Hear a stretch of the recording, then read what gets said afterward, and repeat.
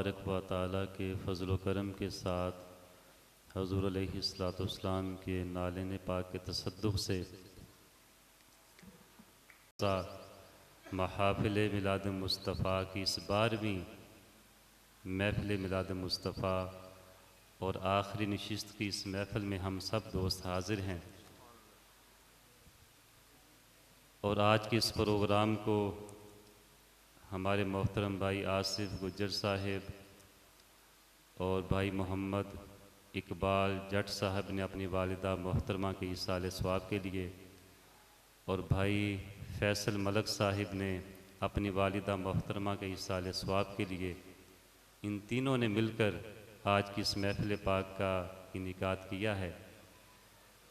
اس کے علاوہ بھی جن بھائیوں نے دوستوں نے اس کے ساتھ تعاون کیا، اللہ تبارک و تعالیٰ ان سب کے خلوص کو، محبت کو اپنی بارگاہ میں قبول فرمائے۔ اور اس کے علاوہ ہمارے محترم بھائی پیر علی احمد صابر صاحب اور بھائی معین الدین شاہ صاحب، انہوں نے جس خلوص اور محبت کے ساتھ یکم سے لے کر 12 تک جو ڈیوٹی دی، جو تعاون کیا، اللہ تبارک و تعالیٰ ان کے اس تعاون کو اپنی بارگاہ میں قبول فرمائے۔ اور ہمارے علماء کرام خصوصاً علامہ مولانا عقیل شہباز صاحب نے جس خلوص اور محبت کے ساتھ، اور نعت خوان حضرات نے، اور ہمارے ماشاءاللہ امام صاحب نے جس عقیدت کے ساتھ، محبت کے ساتھ اس محفل میلاد میں حصہ لیا، اللہ تبارک و تعالیٰ ان سب کی اس کاوش کو، محبت کو، خلوص کو اپنی بارگاہ میں قبول فرمائے۔ اور جو دوست احباب اس محفل پاک میں روزانہ حاضر ہوئے، اللہ تعالیٰ ان سب کی تمام نیک حاجات کو اپنی بارگاہ میں پورا فرمائے۔ تو میں بھی جب صبح رات کو میں ادھر پہنچا، اور صبح مجھے پتہ چلا کہ ہمارے اس گاؤں کے کسی آدمی نے ایک محفل میلاد مصطفیٰ کے متعلق ایک بڑا غلط جملہ کہا۔ وہ جملہ بولنے کو میرا دل نہیں کرتا، لیکن بہت غلط جملہ تھا وہ۔ تو یاد رکھیں کہ کوئی بھی چیز جس کی نسبت آقا علیہ الصلوۃ والسلام کی ذات پاک کے ساتھ ہو، کوئی بھی چیز جس کی نسبت حضور علیہ الصلوۃ والسلام کے ساتھ ہو، اس چیز کے متعلق کوئی بھی ہلکا لفظ استعمال کرنا وہ بہت بڑی بے ادبی ہے۔ یعنی نسبت رسول کی بے ادبی کرنا حقیقت آقا علیہ الصلوۃ والسلام کی توہین اور بے ادبی ہے، اور حضور کی بے ادبی کرنا حقیقت اللہ تبارک و تعالیٰ کی بے ادبی ہے۔ یہ مسئلہ یاد رکھیں کہ کوئی بھی ایسی چیز جس کی نسبت آقا علیہ الصلوۃ والسلام کے ساتھ ہو، چاہے وہ دستار مبارک ہو، آپ کا جبہ مبارک ہو، نالین پاک ہو، یا آپ کی پسند کی کوئی چیز ہو، یا محفل میلاد مصطفیٰ ہو، تو کسی بھی چیز، ان میں سے کسی بھی چیز کے متعلق کوئی ہلکا جملہ بولنا، کسی قسم کی بے ادبی کرنا، وہ حقیقتاً آقا علیہ الصلوۃ والسلام کی ہی بے ادبی ہے، اور آقا علیہ الصلوۃ والسلام کی بے ادبی حقیقتاً اللہ کی بے ادبی ہے۔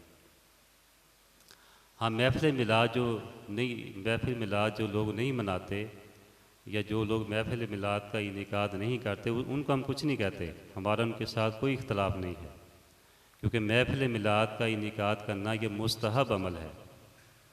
کوئی بلکہ ہر امتی کو محفل میلاد کرنا چاہیے، جو بھی حضور کا امتی ہے، جس کو اللہ تبارک و تعالی نے توفیق اور ہمت دی ہوئی ہے، اس کو اپنے محبوب علیہ الصلوۃ والسلام کے میلاد کا انعقاد کرنا چاہیے۔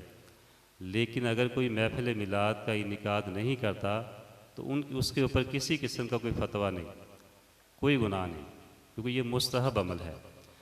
لیکن اگر کوئی محفل میلاد کے متعلق کوئی غلط بات کہے تو یہ بہت بڑی بے ادبی ہے، اس محفل کی بھی اور حقیقتاً رسول خدا کی ہے وہ۔ تو جس آدمی نے بھی یہ کام کیا تو اس کے متعلق ہر مسلمان کو، ہر امتی کو قانونی کارروائی کرنی چاہیے۔ ہاں کسی بھی دوست نے قانون کو اپنے ہاتھ میں نہیں لینا، ذاتی طور پہ کسی نے کوئی کارروائی نہیں کرنی۔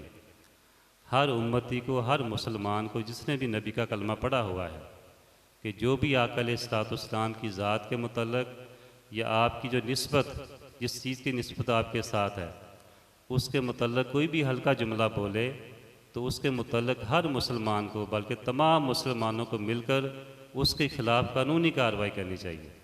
یہ ہر امتی کا فریضہ ہے۔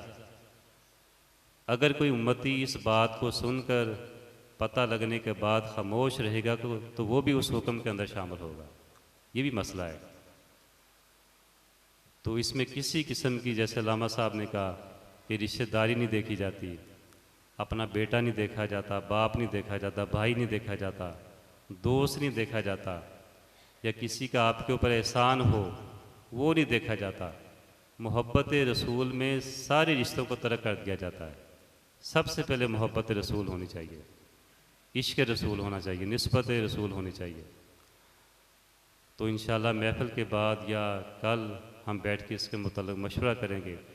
تو جس دوست نے بھی اس محفل میلاد کے متعلق غلط بات کہی ہے، اس کا پہلے کنفرم پتہ لگوانا چاہیے۔ سنی سنائی بات پہ عمل نہیں کرنا چاہیے، یہ بھی مسئلہ یاد رکھیں، کیونکہ آقا علیہ الصلوۃ والسلام کی حدیث ہے کہ جو بندہ سنی سنائی بات کو آگے پھیلا دے وہ بھی جھوٹا ہے۔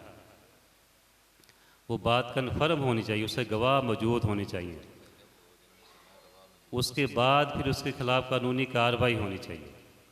یہ بھی ہمیشہ مسئلہ یاد رکھیں کہ سنی سنائی بات کو سن کر بغیر تحقیق کے آگے اس کو پھیلا دینا، یہ بھی جھوٹا، وہ بھی بندہ جھوٹا ہوتا ہے۔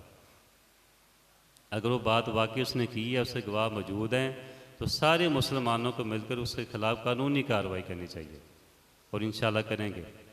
تو اللہ تبارک و تعالی ہم سب کو اس پہ عمل کی توفیق دے۔ ایک دفعہ الحمد شریف پڑھ لیں، سورہ اخلاص پڑھ لیں، اول و آخر درود پاک پڑھ لیں۔